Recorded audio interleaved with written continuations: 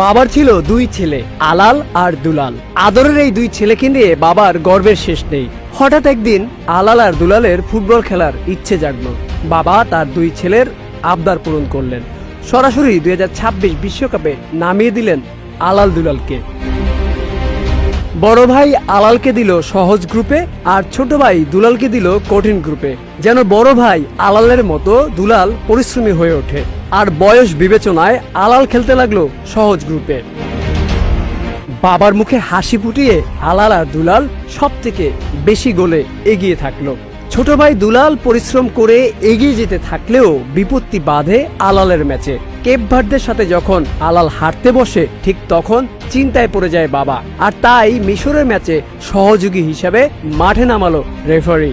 মাঠে নেমেই রেফারি আলালকে বড় বিপদ থেকে বাঁচালো। আলাল ও দুলালের বাবা স্বপ্ন দেখছে তার দুই ছেলে ফাইনাল খেলবে, তবে পরিকল্পনায় বাদ সাজে কিছু দল। তারা ভালো খেলে তার টেনশন বাড়িয়ে দিচ্ছে। এজন্য আলালের খেলায় দুলালের রেফারি ও দুলালের খেলায় আলালের রেফারি নিয়োগ দিয়েছে।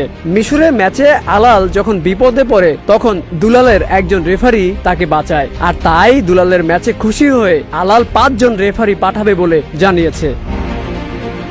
এখন শুধু সময়ের অপেক্ষা। আলাল দুলাল খেলবে ফাইনাল। এক ভাই কাপ নেবে, আরেক ভাই গোল্ডেন বুট নেবে। খেলা শেষে দুই ভাই একসাথে কক্সবাজার ট্যুর দিবে। আর তাদের আনন্দ উল্লাসের সব খরচ বহন করবে গর্বিত বাবা ফিফা সভাপতি। সন্তানের প্রতি এই ভালোবাসা ইতিহাস হয়ে থাকবে যুগের পর যুগ। আর আলাল দুলাল বেঁচে থাকবে প্রতিটি ভক্তর হৃদয়ে। Aminul Islam, news flash.